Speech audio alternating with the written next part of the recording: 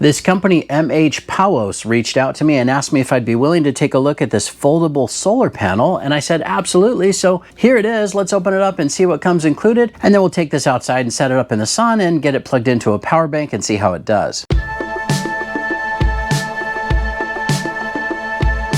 Hey, what's up YouTube? Dan the Fix-It Man. Got another quick video here for you. This company MHPOWOS reached out and asked me if I'd be willing to take a look at this 110 watt foldable solar panel. Now I have a couple small power banks and a few of these foldable solar panels, and I really like having them with me. It's just so nice to have something like this and be able to recharge a power bank if you're out camping or off grid. It's really nice just to have some backup emergency power as well, or at least have this at the ready. You know, for example, you could charge up that power bank and run a CPAP machine or whatever cell phones or other emergency devices you need to get charged. But let's go ahead and open this up and take a look and see what comes included. Now it does come with a little user manual, and it lets you know not only what's included and how to connect this and set this up in the sun, which is pretty straightforward, but it also does show you how to connect the MC4 connector in series or parallel. We'll go ahead and undo this cable here so we can stretch this out a little bit farther. Now we just need to connect that to this cable right here, which is the MHPOWOS brand, and look at all of the different options it has. This is pretty awesome. I'm going to undo this strap here as well, so I can show you all of the different options. So of course we would connect this first to the MC4 connector, which is pretty obvious, male to female.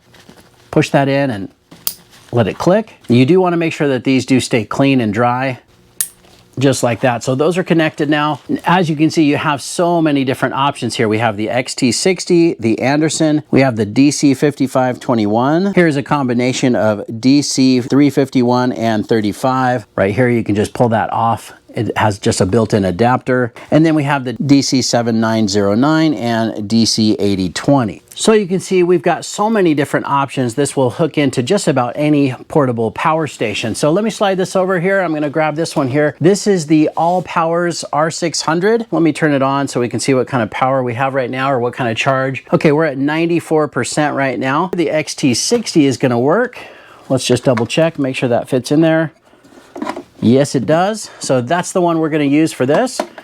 We'll take this outside, get it set up in a minute and see how that does. All right, I also have a Jackery 1000 here. And so for the Jackery, we can actually use this one, the DC7909. This is the Explorer 1000. It's kind of the older version. We can also use the Anderson connector on this. That plugs right in as well. So just to give you an idea on our charge on this one, we're at 98% right now, so both of these are fairly well charged, but we're still going to be able to get a reading on the input once we get this set up. Let's get this outside, hook it into those power stations, and see how it does. All right, we're just going to set this up. You just have to unvelcro the two handles, and on the back, we've just got these little Velcro legs that kick out. All right, now we want this to directly face the sun, so we're going to put it right here. All right, well, we've got it set up right here in the grass. It looks like a perfect angle to the sun, and we're just going to put our power stations over here in the shade and get that hooked up, and we'll see how it does. All right, first we're going to test it on the all powers unit.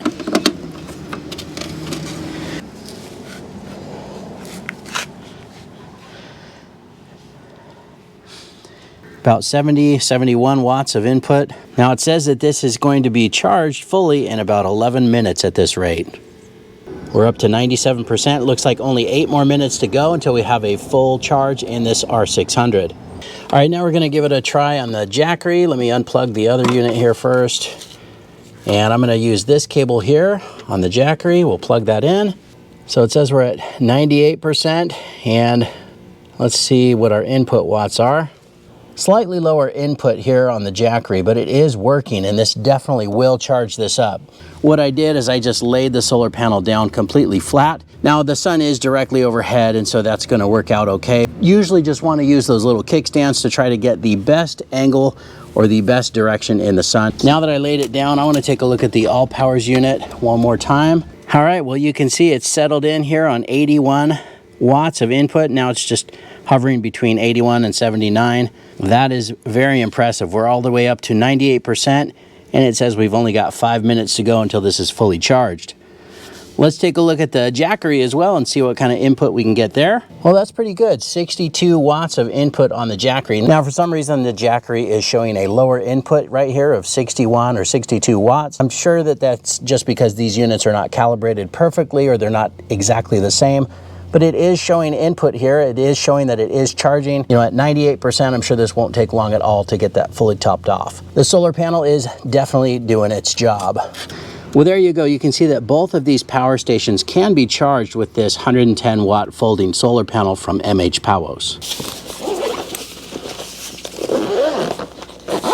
Well, there you go. I'm pretty impressed that this is able to charge not only the All Powers, but also the Jackery power stations. If you're looking for a portable solar panel, a pretty budget-friendly one at that, I would definitely recommend this. It's doing exactly what it's supposed to, putting out plenty of power to get these topped off or charged up. I mean, this would be perfect to take with you in an RV or any type of outdoor adventure or off-grid, whatever you decide to do, just so that you have another way to get some power going into your vehicle or into your batteries or whatever storage solutions you're using. You know, it's pretty cool. It's clean, renewable energy. Now, a solar panel like this, I would say, is essential for a power outage or a grid failure. If you live somewhere where the power goes out frequently, it would be really nice to have a way to keep a power station fully charged, or even just keep your cell phone charged, whatever devices you need to have in the case of an emergency. They said that this will charge 99% of all the power stations or power banks out there. As you saw, I had no problem at all charging the All Powers power station and the Jackery 1000 Explorer. I love the fact that it's portable and lightweight. This only weighs a little over 7 pounds and it's super easy to set up. You saw it only took a few seconds. But I gotta tell you, I'm pretty impressed overall, and I definitely would recommend you pick one of these up. I hope you guys like this video. Please give it a thumbs up and subscribe if you don't mind. That does help me out. And of course, I'll get a link in the description where you can pick up the same folding solar panel from MHPOWOS as well. Thanks so much for watching, and good luck.